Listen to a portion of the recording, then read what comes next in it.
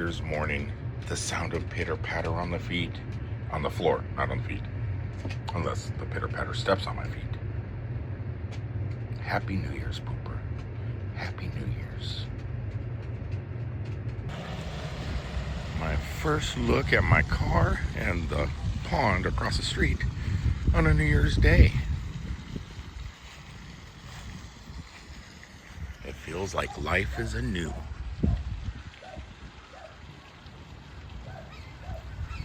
Look at the size of that Chem Trail. That's a straight one. That is a straight line. Hasn't been all blurred up like the one above it. Oh, that's another one right there. That one's white though, that one's fresh. First Chem Trail of the new year. Welcome everybody to 2025. I know there's a project involved in that. I heard a lot about it and read about it, but we're not going to focus on that 2025.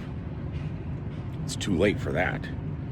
But it's awful early in the new year to start figuring out how we're going to deal with it and how we're going to deal with the next 12 months.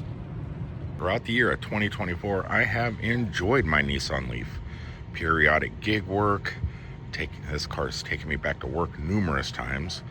It attempted an extremely long 6,000 mile road trip with the CCS1 adapter to Chatham from Electway. And yeah, it's been doing pretty good.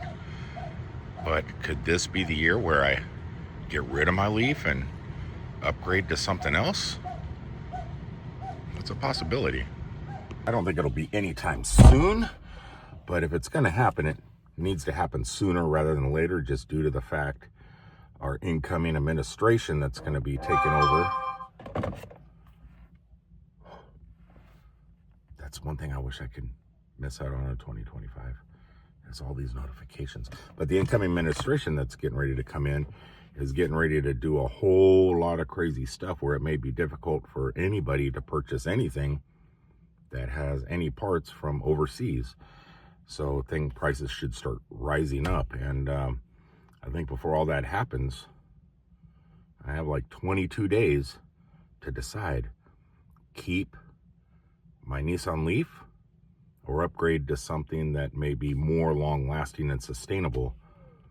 Though this car could probably withstand the next 4 years fairly simple, but with all the plans we got going, that there's a lot of miles and a lot of usage going to be needed. And I just don't know if the battery pack within the Nissan Leaf can handle what I'm getting ready to throw at it, if that makes any sense.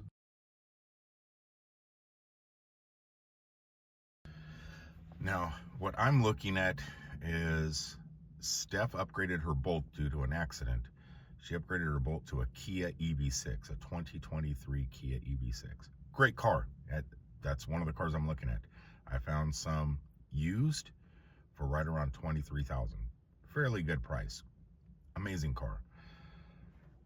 I said I would never get another Nissan after the Leaf, but I am looking at the Nissan Ariya. I've been watching videos about it, breakdowns, undercarriage, build quality, all that stuff.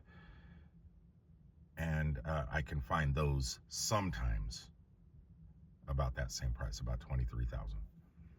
And another one is I've been finding a lot of Tesla Model X's out there for about the same price, between $18,000 and $23,000.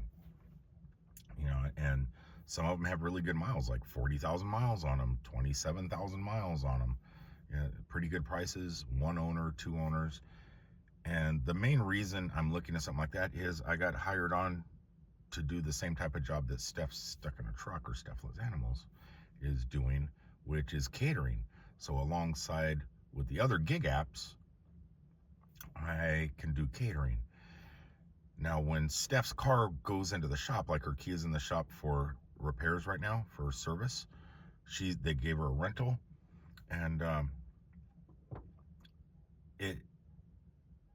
looking at it, it's a big enough car. It can haul numerous catering gigs, large sizes. But she borrowed my car, the Nissan Leaf, before, and she's done like almost $2,000 worth of catering within my car.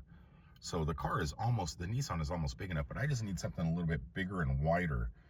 You know how the new cars are kind of shaped a little bit bubbly butt style in the back, and you could just hold a lot more.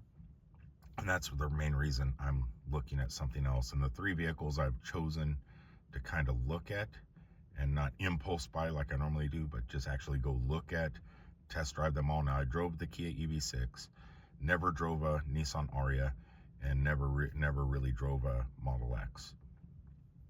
But they all fit the requirements I need. They all have a larger boot in the back. They have different types of displays, which, you know, I do like. The displays are important to me. I don't know why, but, you know, the dash displays or the computer thing that the Tesla has, it's like an iPad. It's all that. Oh, they suit my needs there. They all do everything I need, but they all get the mileage I need. They're all faster charging than the Nissan Leaf. And it's just, it might be difficult for me to upgrade a car because I still owe a pretty good chunk of money on this. So I've been using OpenAI to try and help me figure out how can I get out from under my bank obligations with this car, get another car, and will a car dealership buy my car instead of trade? Because I'd rather sell my car to a car dealership than use it as a trade-in when I still have a balance due. So I don't know how to do all this. This will be the first time in my life that I've ever had to do anything like this.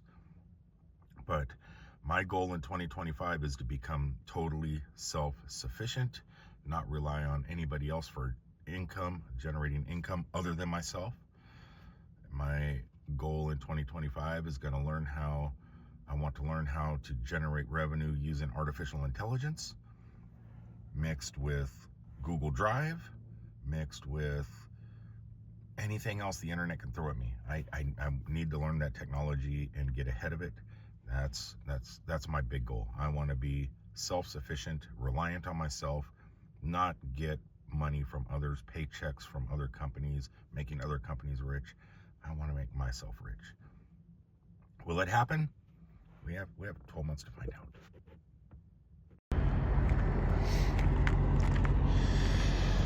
But all that takes time. Sometimes you have to work for the man for a while. And it's not a bad thing. It's not a bad thing to have a real job and work for somebody else, I guess. But just after, I don't know, I'm 59 years old, 60 years old in 2 or 3 months. And I've been working since I was like 12, delivering newspapers on my bicycle. But yeah, I was working for myself then, and the Sacramento Bee. But it's not too bad, but it's time for the change. It's time to give it a shot. I've been afraid for a long time, but I'm getting more and more at ease of generating revenue on my own. The great things about having a real job is you get a decent amount of office space where, yeah, I'm not gonna have that. I'm definitely not gonna have that when I eventually merge onto things I wanna do. But it is 2025. Gotta look towards the future. Don't know how much longer we got on this crazy planet. And if I get put in my grave without attempting at least something, I'm gonna have a regret from the grave. It's not gonna happen. 2025, we'll make it a good year. Hope yours is too. Peace out, everybody.